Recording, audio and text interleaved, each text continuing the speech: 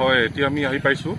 এইটো যিটো আমাৰ শিৱসাগৰ জিলাৰ অন্তৰ্গত চেপন সোণপুৰা যিটো সংযোগী ৰাস্তা মূল ঘাইপথ, আমি দেখা পাইছোঁ দিচাং নদীৰ ওপৰত যিখন দলং আছে সেইখনৰ এটা মূৰ যথেষ্ট খহি গৈছে।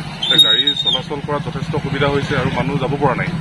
আৰু যিহেতু এইটো বহুত ব্যস্ত পথ, ৰাইজৰ বহুত অসুবিধা হ'ব। ঠিক আছে, আৰু সেইকাৰণে আমি চৰকাৰক অনুৰোধ জনাইছোঁ যে অতি সোনকালে এই ৰাস্তাটো দলংখন মেৰামতি কৰিবৰ কাৰণে, যাতে ৰাইজৰ সুবিধা হয় আৰু যাতে কোনো একো ঘটনা নঘটে। হয়, দেখা পাইছোঁ। আমি যিহেতু এইটোৰ ওচৰৰে বাসিন্দা, দলঙৰ কাম কিন্তু ক্ষিপ্ৰতাৰে হোৱা নাই এতিয়ালৈকে, বহুত লেহেমীয়া গতিত হৈ আছে।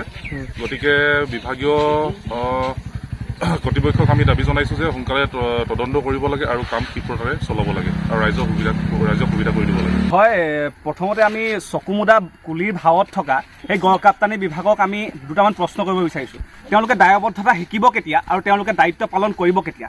এটা দুৰ্ঘটনা সংঘটিত হোৱাৰ পাছত তেওঁলোকে দায়বদ্ধতা শিকিব নেকি আৰু এটা দুৰ্ঘটনা হোৱাৰ পাছত তেওঁলোকে দায়িত্ব পালন কৰিব নেকি?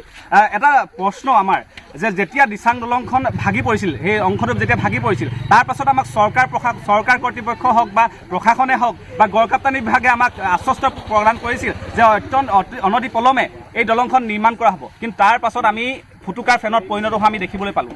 আৰু আপোনালোকে দেখিবলৈ পাইছিলে যে এই দলংখনৰ বৰ্তমান যি দুৰৱস্থা, এই দুৰৱস্থাৰ বাবে স্কুলীয়া ছাত্ৰ ছাত্ৰীকে আদি কৰি সাধাৰণ জনতাই কিন্তু জীয়াতু ভুগিবলগীয়া হৈছিলে।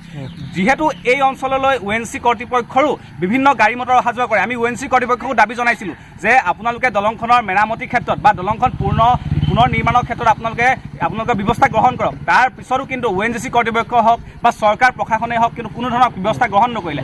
আৰু আমি এটা কথা দাবী জনাই আহিছিলোঁ যে ইয়াত দুটা মূৰত দুজন নিৰাপত্তাৰক্ষী ব্যৱস্থা কৰক। আমি নাজিৰা মহকুমাধিপতি মহোদয়াকো আমি স্মাৰক পত্ৰ প্ৰদান কৰিছিলোঁ যাতে দুটা মূৰত দুগৰাকী নিৰাপত্তাৰক্ষী প্ৰদান কৰে। কিন্তু তাৰ এই আমাৰ যিবোৰ কথা বতৰা, আমাৰ এই কথা বতৰাবোৰ তেওঁলোকে যেন কোনোবাখিনিত উপলুঙা কৰিলে, আমাৰ তেনেকুৱা অনুভৱ হ'ল। কিন্তু আজি যেতিয়া দলংখনৰ এটা অংশ খহি পৰা, দলংখনৰ কাষৰ যি মাটিখিনিৰ এটা অংশ যেতিয়া খহি পৰিলে, আমি তেওঁলোকক জিলা প্ৰশাসনক অৱগত কৰাৰ পাছত দুজন নিৰাপত্তাৰক্ষী তেওঁলোকে প্ৰদান কৰিছে আৰু আৰক্ষীক প্ৰদান কৰি তেওঁলোকে গাড়ীসমূহ যাতে এই দলঙেদি অহা যোৱা কৰিব নোৱাৰে তাৰ ব্যৱস্থা কৰিছে। আমি সেইটো ধন্যবাদ জনাইছোঁ। কিন্তু তাৰ লগতে আমি তেওঁলোকৰ দীৰ্ঘদিন ধৰি জনাই অহা দাবীসমূহ কিয় পূৰণ নকৰে? কাৰণ আজি যদি তেওঁলোকে যদি এই গাড়ীসমূহ যদি আগৰ পৰা চলিবলৈ নিদিলেহেঁতেন, তেতিয়াহ'লে কিন্তু আজিৰ নিচিনা এটা পৰ্যায় নাপালেগেহেঁতেন। স্কুলীয়া ল'ৰা ছোৱালী আজি দেখিছে, স্কুলীয়া ল'ৰা ছোৱালী খোজকাঢ়ি অহা যোৱা কৰিছে। এই বকতা অঞ্চলৰ ধিতাইপুখুৰী অঞ্চলত যিহেতু এইখনেই এটা যোগাযোগৰ একমাত্ৰ ব্যৱস্থা, গতিকে এই দলংখনৰ যদি ইয়াতকৈ যদি দুৰৱস্থা হয় তেতিয়া কি কৰিব? আচলতে জনসাধাৰণ অত্যন্ত জীয়াতু ভুগিছে। মেডিকেললৈ অহা ৰাইজ এই দলংখন দি অহা যোৱা কৰে।